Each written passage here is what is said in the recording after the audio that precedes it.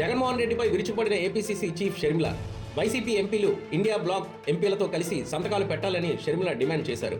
అభిశంసనకు మద్దతు ఇస్తున్నట్టుగా వైసీపీ ప్రకటించాలని అన్నారు. రాష్ట్రంలో ఈవీఎంలు మారిపోయాయని దొంగ ఏడుపులు ఏడ్చారు కదా, నా అక్క చెల్లెమ్మలు ఓట్లు ఎక్కడికి పోయాయని బీద ఏడుపులు ఏడ్చారు కదా, కూటమి ప్రభుత్వం ప్రజాప్రభుత్వం కాదు దొంగతనంగా ఏర్పడిన ప్రభుత్వం అని చెప్పారు కదా. జగన్మోహన్ రెడ్డికి చిత్తశుద్ధి ఉంటే వెంటనే ఇండియా కూటమి పెట్టే తీర్మానానికి మద్దతు ప్రకటించాలని ఎద్దేవా చేశారు. జగన్మోహన్ రెడ్డి మోడీకి దత్తపుత్రుడు కాదని నిరూపించుకోవాలని అన్నారు. దేశంలో మోడీ ఎన్నికల సంఘాన్ని చేతుల్లో పెట్టుకున్నారని, సిఈసి జ్ఞానేశ్వర్ అవసరమైన చోట దొంగ ఓట్లు, అవసరం లేని చోట ఓట్లు తొలగిస్తున్నారని మండిపడ్డారు.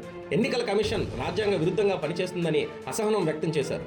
ఈరోజు జగన్మోహన్ రెడ్డి గారు బీజేపీకి దత్తపుత్రుడిగా మారిపోయాడు. ఎప్పుడైతే ఆయన ముఖ్యమంత్రి అయ్యాడో అప్పటి నుంచి దత్తపుత్రుడిగా మారిపోయారు. నిజానికి ఈ రోజు వరకు కూడా జగన్మోహన్ రెడ్డి గారు బీజేపీకి అండగానే నిలబడ్డారు. అదే బీజేపీ పార్టీని రాజశేఖర రెడ్డి గారు ప్రతి సందర్భంలోనూ వ్యతిరేకించారు. ఎందుకంటే అది ఒక మతతత్వ పార్టీ కాబట్టి మతం పేరుతో చిచ్చు పెట్టాలి, ఆ మంటలో చలి కాచుకోవాలి, ఇదే బీజేపీ సిద్ధాంతం. కానీ జగన్మోహన్ రెడ్డి గారు బీజేపీకి అక్రమంగా పొత్తు పెట్టుకున్నారు. చంద్రబాబు గారు అయితే కూటమి కట్టారు. సరే, కూటమి కట్టారు కాబట్టి బహిరంగంగా కట్టారు కాబట్టి ప్రజలకు కనీసం అది అర్థమైనా అవుతుంది. జగన్మోహన్ రెడ్డి గారిది అక్రమ పొత్తు కాబట్టి అసలు అది కనిపించను కూడా కనిపించదు. కానీ బీజేపీకి దత్తపుత్రునిగా బీజేపీకి ఎక్కడ అవసరమైతే అక్కడ ఏ బిల్లుకు అవసరమైతే ఆ బిల్లుకు మద్దతు ఇస్తూనే వచ్చాడు జగన్మోహన్ రెడ్డి గారు. అంతెందుకు, ఇప్పుడు పార్లమెంటులో గొడవ జరుగుతుంది ఎలక్షన్ కమిషన్ గురించి. అంటే చీఫ్ ఎలక్షన్ కమిషనరు అక్రమాలకు పాల్పడ్డారు, ఓటర్ల లిస్టు పద్ధతిలో అక్రమాలకు పాల్పడ్డారు అని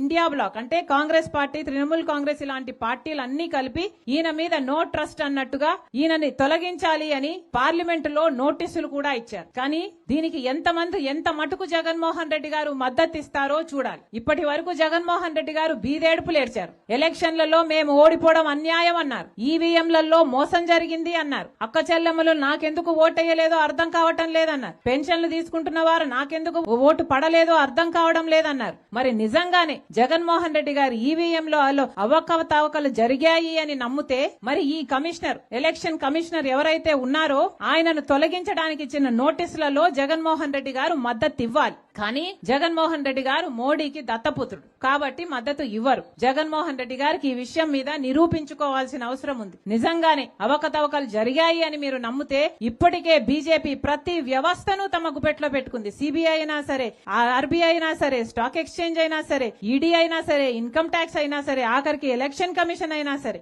అన్నిటినీ తమ గుప్పెట్లో పెట్టుకుంది. కానీ ఒక్క నాయకుడు మాట్లాడటం లేదు. కారణం బీజేపీ అధికారంలో ఉంది, ఆ అధికారాన్ని వీళ్ళందరూ కూడా అనుభవిస్తున్నారు. కాబట్టి మళ్ళీ చెప్తున్నాం, జగన్మోహన్ రెడ్డి గారికి ఏ మాత్రం చిత్తశుద్ధి ఉన్నా ఆయన చిత్తశుద్ధిని నిరూపించుకోవాల్సిన సమయం వచ్చింది.